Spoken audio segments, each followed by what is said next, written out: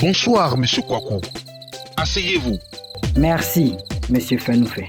Je vous ai fait venir ici pour qu'on s'entende une fois pour toutes au sujet du marché de construction du pont que vous avez remporté. Je vous avais demandé d'ajouter 1 milliard pour nous sur votre offre initiale de 10 milliards 200 millions. Mais vous avez refusé. Oui, c'est exact. Comme malgré tout, c'est votre société qui a été retenue, je vous ai fait venir ici pour qu'on parle de mon mangement. Alors, monsieur Kwaku, je vais être très clair avec vous.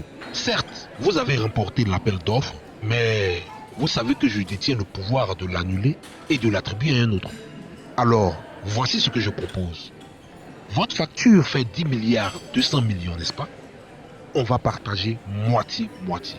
C'est-à-dire? C'est-à-dire que vous vous débrouillez pour travailler avec 5 milliards et vous nous donnez 5 milliards. C'est à prendre ou à laisser. Si vous n'êtes pas d'accord, on annule tout simplement le marché. Alors, qu'est-ce que vous décidez? Mais monsieur, vous savez bien que le cahier de charges est très strict.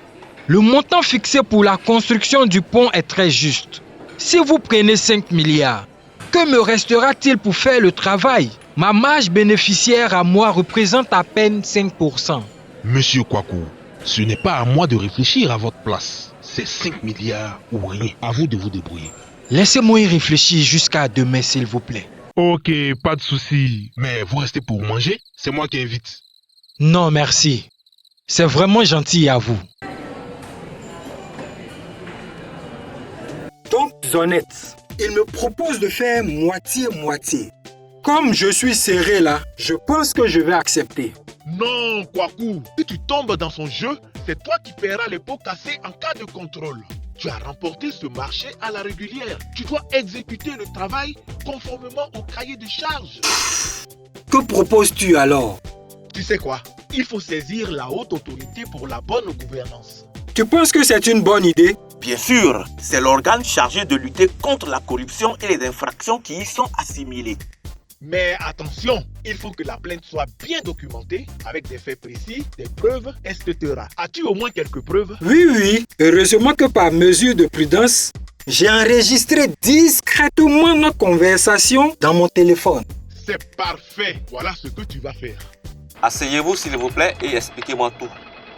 Bonjour monsieur, je viens porter plainte pour demande de pots de vin, de bakchiche et de gombo. Tous ces actes constituent des actes de corruption punis par la loi, n'est-ce pas? Mon entreprise a remporté un appel d'offres pour la construction d'un pont entre le village de Bobonikro et celui de Wakasso. Votre plainte a été enregistrée. Nous allons mener nos investigations afin de monter un dossier solide. Une fois que c'est fait et qu'il y a suffisamment d'éléments susceptibles de constituer des actes de corruption, on remet tout le dossier avec les éléments de preuve au procureur pénal financier qui se chargera de traduire le ou les mises en cause devant le juge.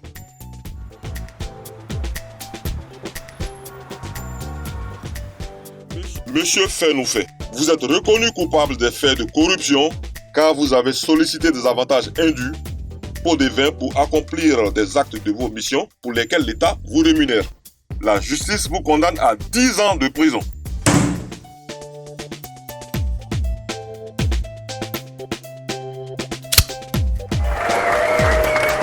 Merci Joe. Grâce à toi, ces corrompus et fossoyeurs de notre économie ont tous été arrêtés et les populations ont pu avoir leur pont. Enfin. Disons plutôt merci à la HABG. La corruption d'agents publics est un acte puni par la loi.